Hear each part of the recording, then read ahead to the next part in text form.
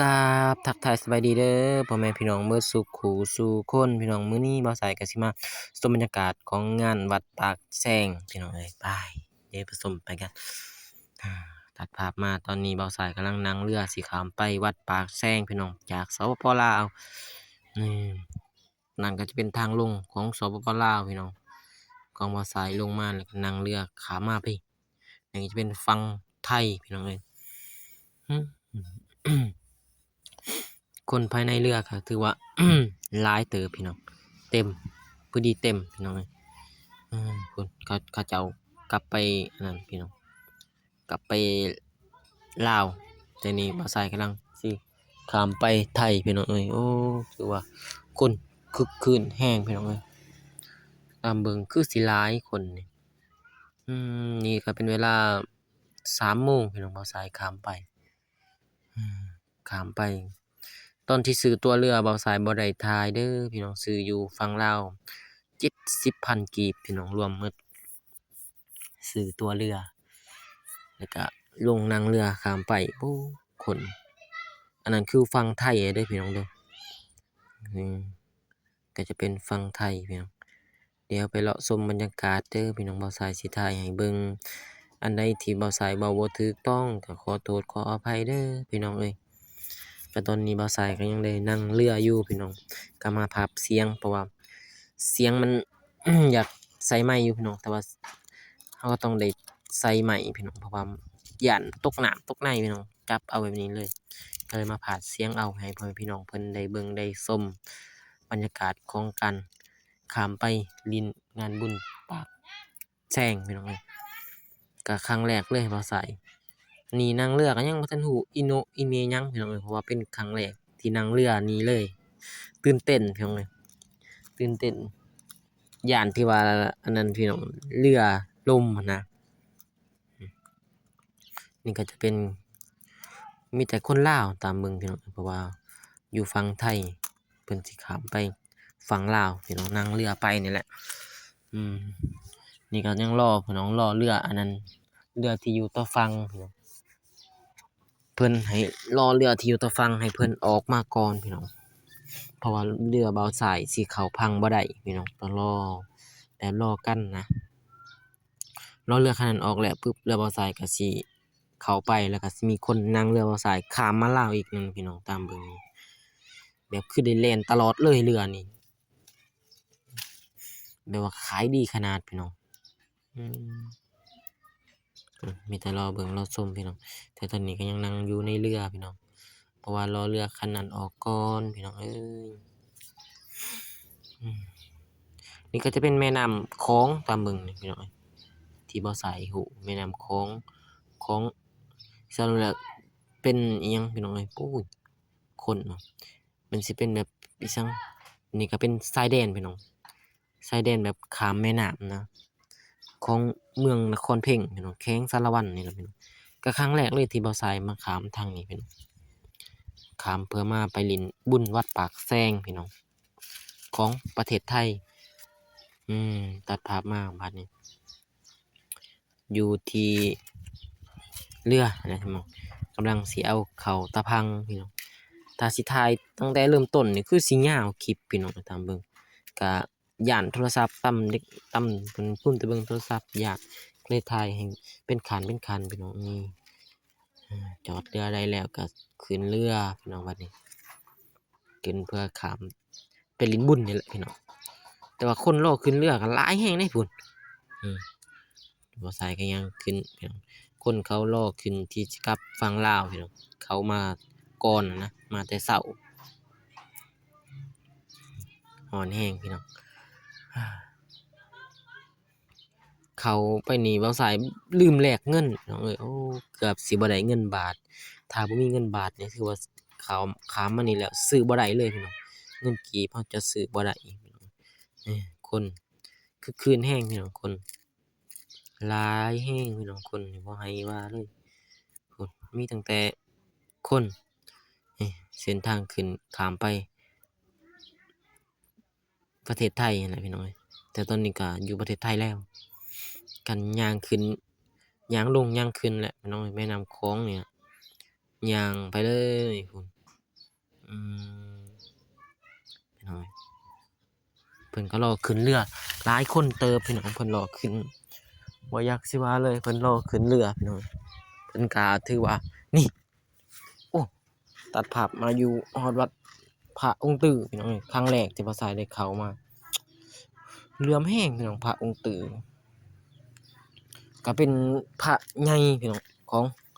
วัดปากแซงเลยพี่น้องเป็นพระศักดิ์สิทธิ์พี่น้องถือพระศาสนาถือว่าเป็นพระที่เคารพบูชาตั้งแต่ต้นๆพุ่นแหละพี่น้องก็ถือว่าศักดิ์สิทธิ์แท้พี่น้องเหลื่อมยงพี่น้องนี่ก็จะเป็นบอนที่พระองค์ตื้อเพิ่นประทับแต่ก็ยังมีอันนั้นพระอาจารย์เพิ่นได้ถ่ายทำพี่น้องเอาสายก็ต้องได้ถอยออกมาเพื่อให้เพิ่นถ่ายสะดวกสบายบ้างเดี๋ยวว่าสายก็ได้เข้าไปไหว้อยู่พี่น้องก็ได้โมทนาบุญนำ20 บาทพี่น้องแต่ตอนอนุโมทนาบุญบ่ได้ถ่ายพี่น้องเพราะว่าบ่มีคนจับกล้องให้บ่าวสายพี่น้องบ่าวสายจับเองแต่ว่าเสียงนี่คึกคืนแฮงได้อยู่ในนี่พี่น้องนี่ตัดภาพมาบ่าวสายก็ได้ออกกลับเดินทางพี่น้องเพราะว่าเป็นเวลา5 โมง 4 โมง 5 โมงเลยพี่น้องย้านเรือเขาเจ้าปิดก่อนนี่ก็รอขึ้นเรือก็เป็นชั่วโมงเลยนี่พี่น้องเพื่อสิได้ขึ้นนี่มันด้นแห้งพี่น้องเพื่อสิได้ขึ้นเรือนี่ก็ไม่ได้น้อยเพื่อสิได้ขึ้นเพราะว่ารอคนเป็นแถวแต่ว่าสายนี่รอบ่ได้พี่น้องเพราะว่าบ่ได้ถือหยังมามีแต่ตัวก็เลยแบบลัดไปเลยเขาเจ้าถือเครื่องมันก็สิไปยากไปแน่พี่น้องเขาเจ้าถือเครื่องหลายนี่ก็สิไปยากแต่บ่สายบ่ได้ถือเครื่องแบบว่าบ่ฮู้จักสิซื้อนะแบบไปเบิ่งไปส้มก็เลยบ่ได้เครื่องหยังมาพี่น้องซื้อแต่มะเกี้ยงพี่น้องถ้าว่าเครื่องนี่บ่มีซื้อแต่มะเกี้ยงก็บ่ใส่กันลัดไปเลยลัดทางนั้นทางนี้เพื่อสิได้ขึ้นเรือให้ไวนะพี่น้องเพราะว่าเขาเจ้าถือเครื่องหลายเขาเจ้าลัดบ่เป็นติพี่น้องมันสิใหญ่เครื่องเต็มพี่น้องเครื่องมีตั้งแต่แบบเสื้อนอนนี่หลายที่สุดเสื้อนอนพี่น้องเสื้อนอนเขาเจ้าซื้อกับสาดนุ่มพี่น้องคือสิแม่นตามเบิ่งเพิ่นลดราคาอะไรต่างๆพี่น้องพอใส่ก็ยังบ่ฮู้เครื่องพุ่นความหลายพี่น้องพุ่นคนนี่บ่อยากสิว่าเลยเต็มรอขึ้นเรือรอนั่งขึ้นเรือนี่บ่ใส่ก็ลัดเครื่องพุ่นเพื่อว่าสายสิได้ขึ้นมาน้อยๆพี่น้อง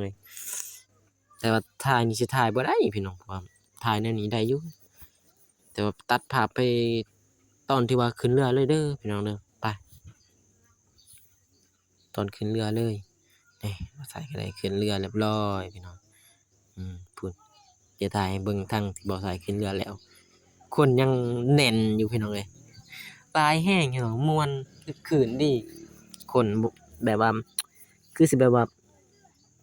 ประเทศลาวนี่หลายที่สุดข้ามไปลินไปเที่ยวเพราะว่างานบุญนี่เขาเจ้ามักไปเที่ยวเด้พี่น้องประเทศลาวบ่ว่าสิเป็นบุญแต่ตอนนี้ก็บุญหลายอยู่พี่น้องบุญวัดผู้จำปาสักแล้วก็บุญธาตุโพนพี่น้องหลายแต่ตอนนี้บ่ใส่ก็สิมาเบิ่งบุญวัดปากแซงประเทศไทยพี่น้องข้ามมาประเทศไทยครั้งแรกแล้วสิว่าครั้งแรกที่มาลินบุญนะพี่น้องแต่ว่าภายในงานนี้บ่ใส่บ่ได้ถ่ายพี่น้องเพราะว่าคนแน่นหน้าหลายก็เลยได้ถ่ายตอนกลับแล้วก็ตอนไปพี่น้องเบิ่งไปไหว้พระสำนั้นพี่น้องเพราะว่า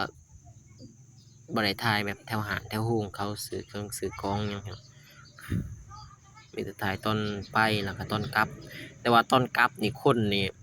บ่อยากสิว่าเลยพี่น้องพุ่นยังรอเป็นแถวอยู่ถึงรอลุ้นเพื่อสิได้ขึ้นเรือนี่นะพี่น้องรออยู่นั่นแหละแต่ว่าเขาเจ้าเครื่องลายเพิ่นสิลงมาบ่ได้พี่น้องแต่ว่าสายนี่ลัดเอาเด้ว่าเครื่องก็บ่หลายนี่เขาเจ้าจักเสือจักหยังพุ่นแบบเขาเจ้าคือว่าเป็นแบบบุญแบบสิว่าโดนๆเทื่อนะเพิ่นสิได้มาจัดก็เลยแบบที่เพิ่นลด300 200เพิ่นก็จะซื้อเลยพี่น้อง นี่ก็รอท่าเครื่องรอท่าเขาเจ้าเอาเครื่องขึ้นพี่น้องแต่ว่าเครื่องนี่เขาก็บอกอยู่ว่าเครื่องนี่ถ้ามีเครื่องเสื้อนี่คนให้รอก่อนพี่น้องเพราะว่าให้บอกเสื้อให้บอกหยังเพื่อสิได้บ่ลืมพี่น้องเอ้ยอืมแต่ตอนนี้ก็ยังรอพี่น้องรอเพิ่นก็จะเอาขึ้นเครื่องที่ว่าคนขึ้นนั่งแล้วนะพี่น้องเสียงมันอยากแบบแห้งๆพี่น้องก็เลยมาพากย์เสียงเอาอืม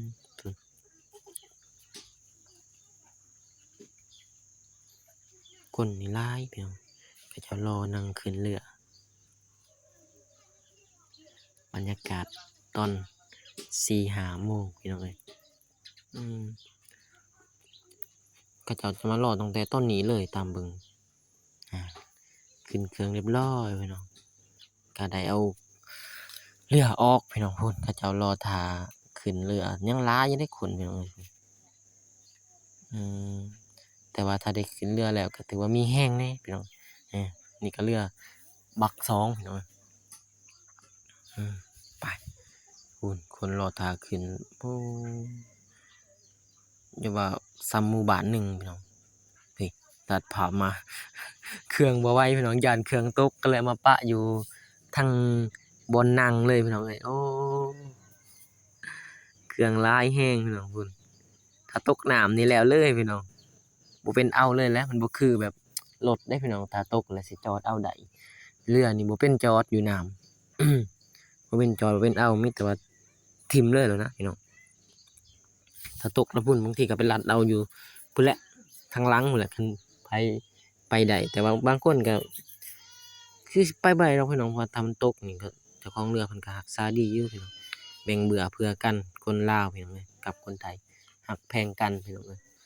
เพิ่นก็เอาเสือย้านตกก็เลยมาปะอยู่ทางหน้าเบาสายนี่แหละพี่น้องเอ้ยเอามาปะอยู่หน้า ของเบาสายอืถือว่า